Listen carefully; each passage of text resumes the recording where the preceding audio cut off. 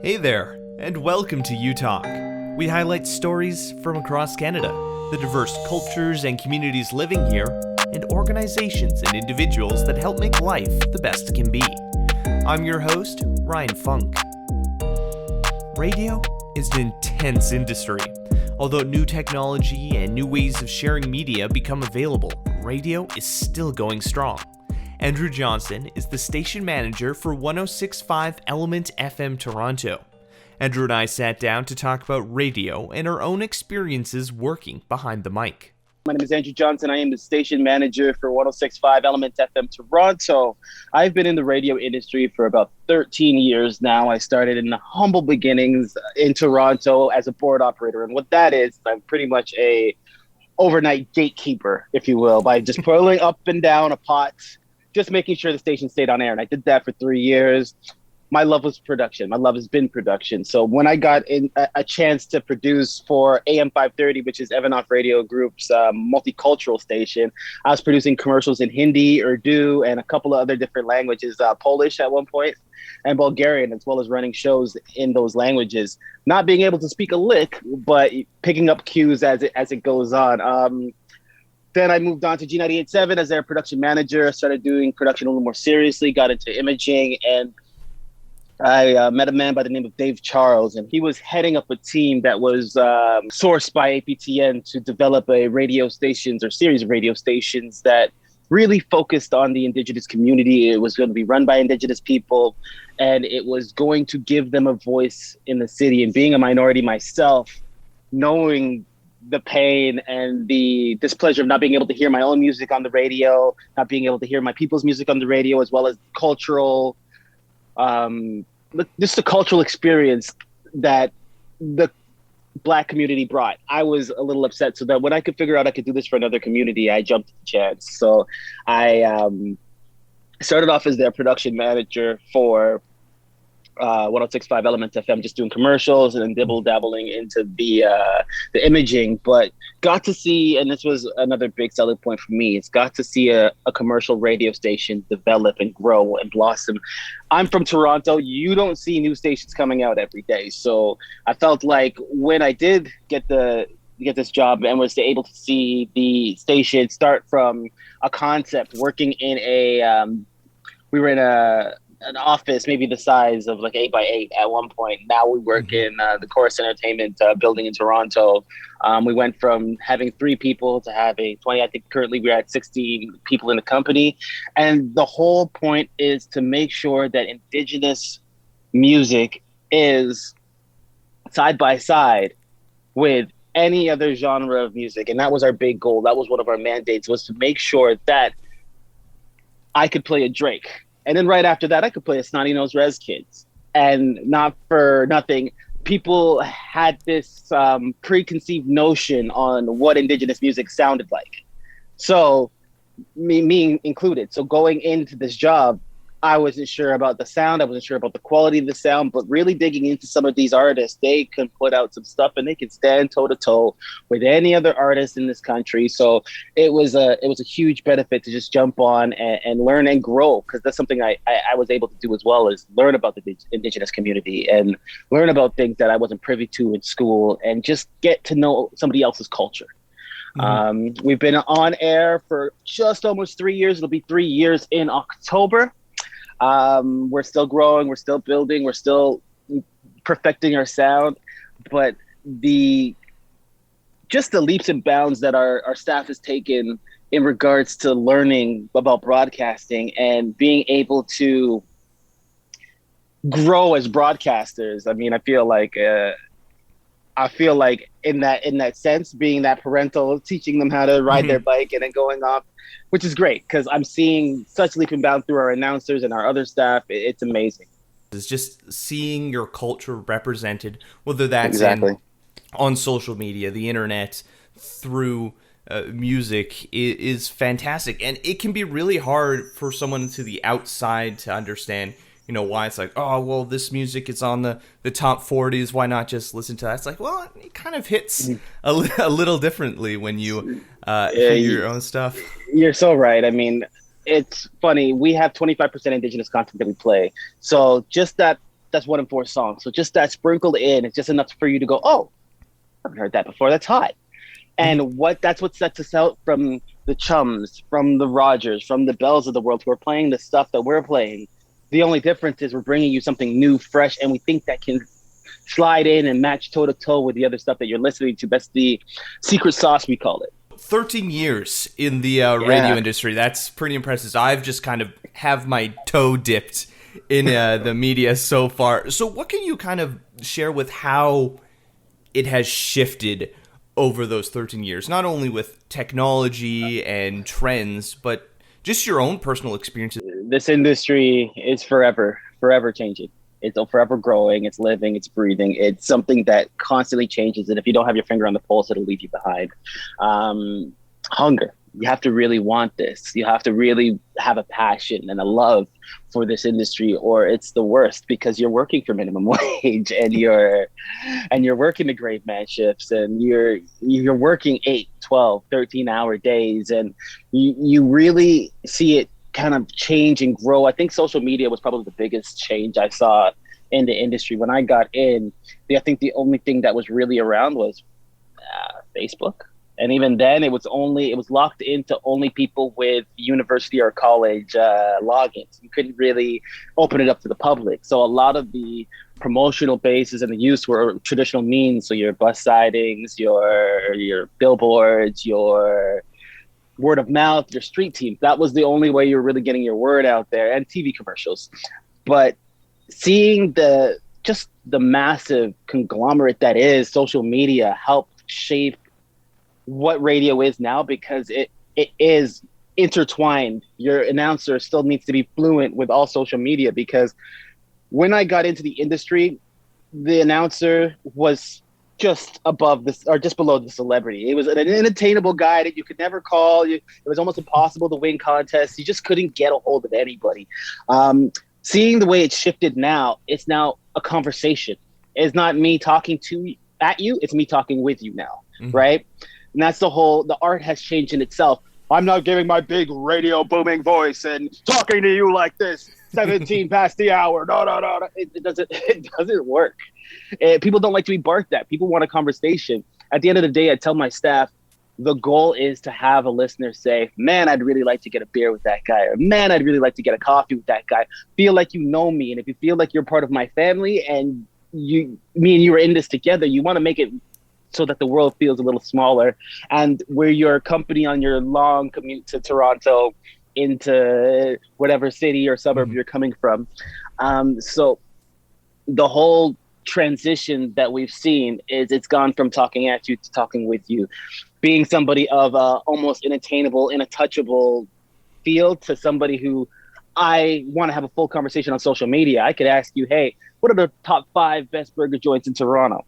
And then you say, oh, it's Five Guys. Oh, it's Burger Piece. Oh, I like McDonald's. And you have that announcer interaction to be able to talk to you and say, man, I was at Five Guys last week. I almost got sick trying to eat that triple patty, right? Now you know something about me. We call it giving primals, giving these feelings to the listener that like, yeah, I can relate. Yeah, I did that. Yeah, that was funny. One time it draws out a conversation. You're going to go to work, you're going to sit around the water cooler. I don't know if anybody really sits around a water cooler, but you're going to go to work and you're going to talk about, man, these guys were talking about the 5 best burger spots. Can you believe somebody said McDonald's? And now I've got a conversation. Now I've got interaction with you. And I think that's the biggest change that's happened in radio in the last 15 years is the introduction of social media and how it's integrated the announcer to really connect with the listener on a different level. Yeah, one of the things I was taught when I was going to school was to imagine the person you're talking to right behind the microphone. Yep. Just pretend there's a person that you're talking to in order to make it feel more organic and real, like you said, not those radio announcer voices. I mean, I have a little bit of a different experience. I tried the anchor part back at Golden West. I had the 5 to 10 shift on Saturdays, so basically no one's listening. I could do whatever I wanted, but so that was just a good practice. And then I shifted to news, where it's once again a different field and a different beast. Yeah, you're correct. Yeah, But yeah, social media, that more, not familial, that's not personable relationship with someone. And I think that's probably why we've seen a huge blow up in podcasts. Everyone has a podcast. Everyone, well, I shouldn't say everyone. Lots of people are listening. You're right to say everyone. A lot of people have podcasts. But yeah, a lot of people listening to podcasts. And it's just, I love just on a long car ride, popping in a podcast and just seeing what people are talking about. You know what? It's funny. Listening to the radio for this many years as a industry professional instead of a listener, because I can't just listen anymore. I can't just simply enjoy. I'm like, well, that was an all right break. Oh, why did they put that song there? What? It almost consumes you. So I do reset with podcasts a lot. I listen to a lot of podcasts. And I think the blow up on podcasts is the same way that the music industry is blown up. The accessibility, the equipment's cheaper. And there are programs there that you don't have to go to a studio and spend $200 an hour to be an artist. The same way you don't have to go to school for 2 years and grind and work that grave shift. Now I just got to go to Amazon and buy a $70 compressor mic or a Blue Yeti and grab Adobe Audition for $20 a month or Audacity for completely free, get my buddies around with a couple of mics, and now I've got a podcast. Now it's we've got content that we want to share with the world, which I think is amazing. But I don't think it will defeat radio because radio still has that local community feel. It's still got the traffic. It's still got the weather. It's still got personalities who have trained and molded their craft over years to be able to do this and give a very pure product, if you will. Like just something that's just genuine, just something that's light, just something that's been refined. It's one thing shooting hoops in your backyard, and it's another thing, playing for the NBA. It's a completely different field, it's a completely different type of game. So I do love the fact that people are expressing themselves with podcasts, because just like music, I love expression, and sometimes you'll find some gems. But I don't think it'll ever really get rid of radio as a whole. I think radio will do the same thing it did with social media and make a little bit of a shift to start introducing podcasts. You've seen it already, and morning shows have their own podcast now. And I know that Rogers has a podcast network that they've been developing over the last 5 years. And it's really starting to reconstruct and reshape the industry as a whole. Yeah, there's definitely the flexibility there in radio. Like you mentioned, this is not going to kill it. I think throughout history we've seen, like with the invention of television, they're like, it's going to kill radio. Cable, satellite, it's going to kill radio. The internet, streaming, it's going to kill radio. It hasn't. Radio is still here, and it's just a very pure form of entertainment that you can get. You just go in your car, pop onto a station, and you can experience both music, find out about your community, like you said. I think radio is amazing. 13 years in the industry, you've adjusted through it. What first attracted you to want to get into radio? And we can both share our stories. This is a pretty funny story. So I used to rap. I was working with a crew out just outside of Toronto. We were doing fairly well. We were doing live shows. People were really digging us. And I didn't know how to get my music on the radio. I was also an actor at the time. I was doing small sitcom shows. I was doing independent films, and I was doing a lot of theater work. And I wanted to go into that route. And I, like anybody, goes to their mother, is like, yeah, going to college, going to university for acting. But we know you can act. Why are you going to pay 20 grand for someone else to tell you can act? Go and get a backup. And then if you feel like after you get your diploma or your degree, if you feel like going back into acting, go ahead. Right? I'm like, all right, well, I mean, I'm doing this music thing, and I thought it was really something that I could really thrive in. So I'm like, I need to figure out how to do it. I'm just going to go to school for it. It's 2 years. Maybe I'll make some connections. And then during that, I kind of just fell in love with like the process. Like anyone else, when you jump into it, it's either you're on air, and that's the only thing you can kind of envision when you sign up for radio. You don't know about the sales and the production. I used to love making music. So learning production tricks and music scheduling and all of these other like behind the scenes jobs that really are the bones and the brain of the operation of the body that is radio. Learning that, I just kind of fell in love with just the production, making a cool commercial, because it was a lot like acting. I would take what I learned from acting and voice acting, and then I would just do accents and funny voices on commercials, and I would just switch it up. And it's actually funny, when I had a hard time getting an internship. I got an internship. They loved me, but they didn't have anything for me. And then I started teaching drama. I taught drama for a year while waiting for a radio job. I was teaching across Canada, so they'd fly me out to different provinces. I'd teach like a 6-week course, and then I'd be back to a different province. But it was just one of those things where I'm like, well, I didn't want to give up on it. I gave it a shot. I took a pay cut, took a big pay cut to jump into radio, but haven't looked back since. It's just been something that I've absolutely loved. It's that weird feeling about waking up and not saying, oh, man, I have to go to work. I never want that feeling. I never want that. I don't want to get up feeling. I want to be able to get up at 6 a.m. and be like, all right, got a 13-hour day. Let's get it. Right. That's the kind of guy I am. That's why I was on mornings for a long time, because I'm super chipper. What about yourself? How did you jump into that? So a lot of that is very relatable, understanding the, being excited. There were moments where I thought, ugh, this sucks, like staying up till midnight or coming in at 3 a.m. because there's a freak blizzard that I have to cover. But now that I'm out of that kind of life and transitioned, though I'm really loving what I'm doing at U Multicultural, there's just something about that crazy always on call mindset that I miss.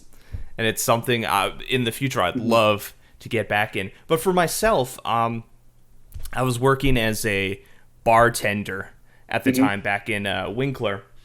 And one of my colleagues had to, for one reason or another, had to step out of a fashion show for, I think it was South Central Cancer Resource. They do a fashion show every year. Cool.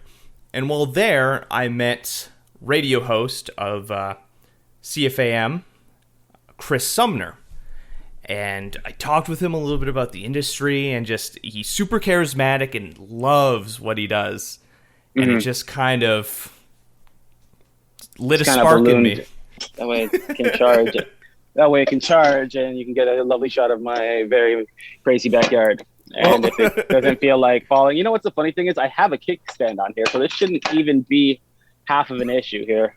There we go. Kickstand. Come on. There it is. There we are. There we are. We're rolling now. No, it's funny. And I found that I worked in mornings after, I think, 3 years. I started morning show producing, and it was cool because I got to be the third man on the show, and had lots of fun doing that, waking up at 3:30 a.m. And you're right, the blizzards used to suck. December, January time, and it's like there's 4 feet of snow, and being the first person on the road, and you go from driving like this to driving like this but it was all fun. And I've had a really great 2020 and 2021 career-wise. I ended up in a Radio Inc. magazine in the States as one of the future Black African-American leaders in radio. It's been a very cool journey. And don't get me wrong, I did have that same, I don't know if I want to work for minimum wage anymore. Every person that I know in radio has left radio for a second. I left for a year to build glass showers. I'm like, I'm done. I can't do it anymore. Can't do these. The money is not good. I'm living at home. I'm not really. So I did it, and then realized, oh, this is miserable. I don't want to wake up and lift glass. It's heavy. It's tiring. It's it's no good. But it's just being in this position, and something about having the mentorship program. That's something I should mention about Elmnt FM. When you're a non-Indigenous like myself, you're contracted to what's called a sunset clause. So the whole goal for First Peoples Radio, so 106.5 and 95.7 in Ottawa, is to be as mostly ran and Indigenous ran as possible. So after 3 years, I'm supposed to download what I can into an Indigenous person to then take my job, which I think is amazing, because I set out to train and build and grow a community. I am not part of that community. I respect the community immensely. So my job is to teach all I can and what I did learn in that 13 years, and then be able to say, okay, this is a great candidate. They have some holes. How can I help them fill those holes? How can I help them progress to the next stage of broadcasting so that they can compete in the Toronto market, which is one of the most competitive markets in Canada? Dare I say North America. I mean, there's New York, there's LA, there's Vancouver, there's Quebec, and then there's Toronto as well. And then they've got some other cities in the States that I'm not mentioning. But it's not an easy it's not easy to start a station in this area when you've got Q107 for rock, and you've got Chum FM, and you've got Kiss, and you've got Virgin, and you've got CHFY. These people who have been embedded into the community in the city for so many years. So it's just about reaching new people, giving somebody something new to look forward to, and really just helping that community bring up, grow, and then I ship off to whatever's next for me. I think that's a great thing for the ecosystem Exactly. of radio, having people kind of shuffle around constantly, because things get stagnant if you stay in one place for too long. And I've noticed that in a lot of smaller stations out in rural areas.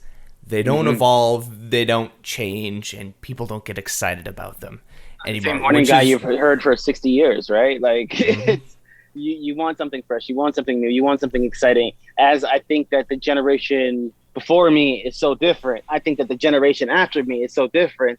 So there's that to be that time where you then have to pass the baton or pass the torch and allow new broadcasters to open up lanes. Because I know that's one of the biggest issues in the industry as a whole right now. You've got everyone coming into this, but you don't have anyone leaving the industry. It's hard to get your break. It's hard to get your start. If you are a producer and you live, especially in Toronto, you've got a guy with 20 years experience that isn't going to go anywhere, which I get and I understand. But again, I've also been on the other side of the wheel where I just need someone to give me a shot. Right. And that's so it's hard with the rural markets, and the way radio is going, which I'm not really enjoying too, is a lot of syndication now. So you got the big bells and the big Rogers are buying 10, 12, 14, 15 stations and then saying, all right, I'll have 2 morning shows spread across the 13 stations. Right. So people are losing opportunities. People are losing the ability to get into a place that's in a smaller market. Because if I grab, Medicine Hat, Alberta, and little parts of Calgary and little stations in Whitehorse, and I'm in one big company, but I just say, okay, well, to save cost, how can I make it so that I'm run as most efficient? Okay, I'll get one really good producer that can do 4 stations at once, where someone doesn't really get the chance to learn. So the industry is getting to a crossroads, and I think it'll go, 1, more towards a podcast, and 2, a little more syndication, as long as the small guys hold out and continue to put out great content like You Channel and like Elmnt FM. Things like that, when it's kind of consumed by a large conglomerate, it can get a little homogenous at times when you hear the same voice over several stations. You're like, this all... Because you want to listen to different radio stations for the different spice of it all. You listen to this one because... oh, I love this announcer, or oh, then I'll tune into this one because I like this genre of music. Like that's the whole purpose of radio, being able to hear all this variety. And yeah, exactly. I treat it like food. Like, I can't eat burgers every single day. I'm going to get sick. That's just how I am. I'm gonna say, well, oh, what's that Mexican place gonna be like, or what's that Indigenous place going to be like, or I need to have and sample all of that. And I think people are starting to get more open to the reality that it's a sample. You want to sample, you want to get out and try new things. Yes, you want to stay, and don't get me wrong, I do want my listeners to continue to stay with us and and love and keep growing with the station. But I mean, we offer a healthy mix. That's just us. But I'm saying with other stations, it's nice to be able to sample different sounds, different dialects. Because no one just likes one genre of music. At this time and age, you like different things, and as long as we remember that, we keep kind of keep supporting our local stations and keep coming out to events, and the station keeps doing stuff for the community, which is one of the big things. And that's what I love about working for a station. We can get out in the community, we can get involved and make a difference. I mean, COVID has kind of made a challenge of a lot of things. It's made it very challenging, but I've realized that virtual things still happen. Look how virtual concerts have gone. Look how just meetings, and look, I'm able to see you, talk to you, and be able to be on your show, right? So there are ways to kind of get around it, but that human contact, that getting out in your community and actually being involved is just something that you just can't replace. It's doing a good job, but it's just not something that can be changed or switched out. That's something I found I desperately desired, not being able to see anyone for like 17 months. What was it? But, you know, finally being able to go out, interact with my friends has been amazing. And I can't wait to experience all the festivals and culture here in Winnipeg that because I lived in Winkler before, I never got to experience it. And then COVID, but now I am ready for that. And yeah, it's the role of us as media and radio to kind of highlight those different festivals. And then at the same time, we can also enjoy them. And that's the thing. That's always been the thing about radio is the perks, like going to the festivals and meeting people and seeing great music and seeing great artists perform and eating great food. Like I'm in Toronto. I'm in one of the most multicultural cities in the world. So I can go to a food festival like a Taste of the Danforth and be able to sample Greek food, and I can go to Jerk Fest and be able to eat Jamaican food, and I can have all of these opportunities to kind of see the city and experience the city, and radio stations kind of open that lane up for you. It's I hope it gets to some normalcy. I mean, it's been the first time I went out, I forgot how to talk to a waitress, just to be able to say, hey, I'd like this and that, and like the pandemic has really kind of stunted people's social views. So I think that's where radio, and we've seen it in the numbers, that it kind of slightly went up as well, because people missed that companionship. They wanted to listen to somebody talk, someone to kind of, I mean, me, I'm comfortable. I've got my family here, but if you're sitting there by yourself in a house, it was a long time, right? So radio did help with that. What is one standout moment for you within your radio media career? What is that one story? Goodness, let's see. Definitely launching a radio station was probably the coolest thing I've done in radio. Just being able to see it from like, okay, here are the CRTC objectives, boom, and then going into seeing everything build up and break out. That's a good question.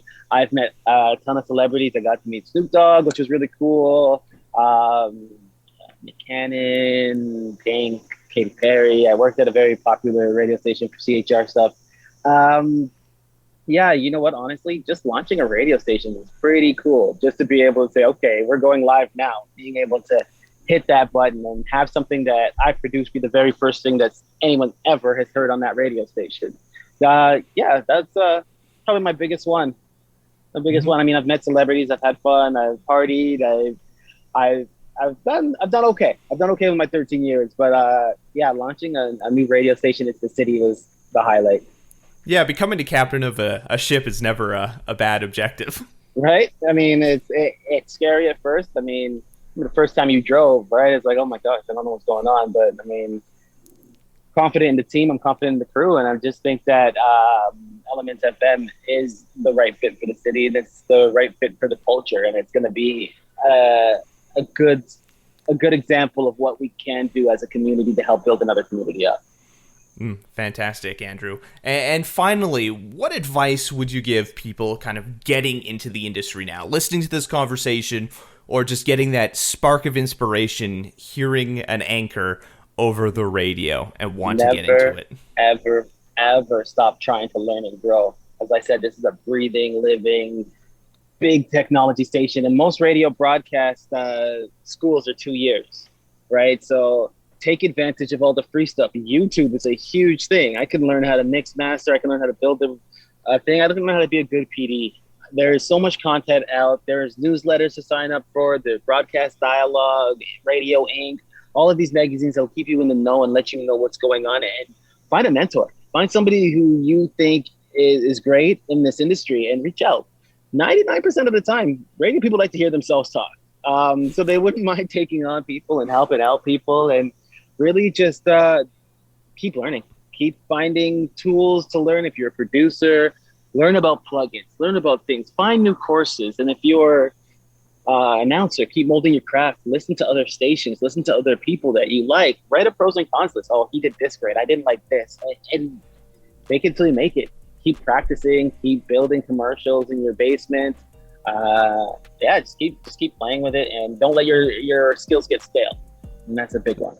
If you have any stories you'd like us to share or communities we should highlight, leave a comment down below and subscribe to stay up to date with everything You Multicultural is doing. I'm Ryan Funk. This was You Talk, and have yourself a good one.